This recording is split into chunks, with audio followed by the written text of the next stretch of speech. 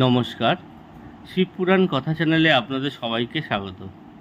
আমি শ্রী দেবব্রত চক্রবর্তী, দমদমে থাকি। পেশায় একজন পুরোহিত এবং জ্যোতিষী। আমার একসময় মনে হলো পুরাণ সম্বন্ধে অনেকেরই জানার কৌতূহল হয়, বিশেষ করে শিবপুরাণে কী রয়েছে এবং শিবের মহিমা কী, এইসব চিন্তা স্থির করে শিবপুরাণে যাহা বর্ণিত রয়েছে তাহাই পাঠ করছি। ভালো লাগলে লাইক, কমেন্ট ও সাবস্ক্রাইব করবেন। ভগবান শিবকে স্মরণ করে আরম্ভ করলাম। ওম ত্রম্বকং যজামহে সুগন্ধিং পুষ্টিবর্ধনম উর্বারুকমিব বন্ধনং মৃত্যুমুক্ষ্যমামৃতাৎ।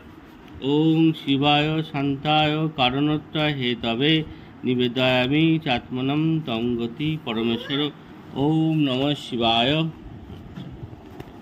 শিবপুরাণম গ্রন্থের জ্ঞানসংহিতা খণ্ডের প্রথম অধ্যায়। ঋষিগণের প্রশ্ন আমি শুরু করলাম। নারায়ণ, নর, নরোত্তম, দেবী, সরস্বতী এবং বেদব্যাসকে প্রণাম করিয়া জয় অর্থাৎ পুরাণাদি পাঠ করিব।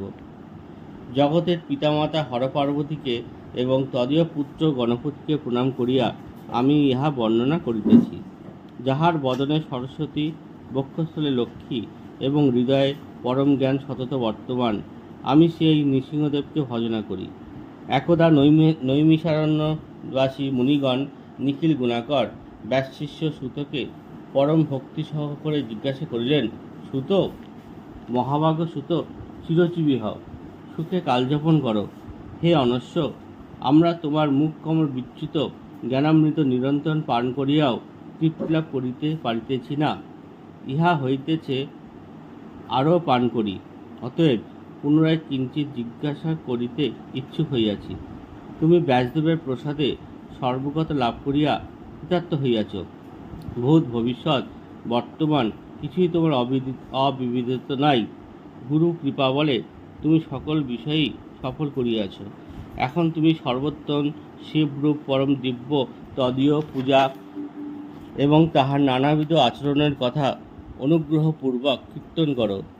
নির্গুণ মহেশ্বর জগতে আবার সগুণ হইলেন কিরূপে? আমরা কেহই সবিশেষ শিবতত্ত্ব অবগত নহি। ত্রৈলোক্য মঙ্গল বিধাতা দেবদেব শঙ্কর জগৎ সৃষ্টির পূর্বে জগতের অস্তিত্বতা কালে এবং প্রলয় হইলে কিরূপে থাকেন? তিনি প্রসন্ন হন কিরূপে? প্রসন্ন হইয়াই বা লোককে কিরূপ ফল প্রদান করেন? হে সুব্রত, তৎসমস্ত কীর্তন করো। শোনা আছে ভগবান সদ্য প্রসন্ন হন, তাহা সত্য কিনা? এবং এতদ্ভিন্ন শিব সম্বন্ধে যাহা যাহা বক্তব্য, হে অনগ, তৎসমুদায় তোমাকে বলিতে হইবে। সুত, নৈমিষারণ্য ঋষিমণ্ডলী কর্তৃক এইরূপ জিজ্ঞাসিত হইয়া তাহাদিগের সমক্ষে প্রশ্ন অনুসারে সমুদয় কথা বলিয়াছিলেন। এখানেই প্রথম অধ্যায় সমাপ্ত হইল। আমার কর্ম যদি আপনাদের ভালো লাগে তাহলে দয়া করে সাবস্ক্রাইব, লাইক এবং কমেন্ট করবেন।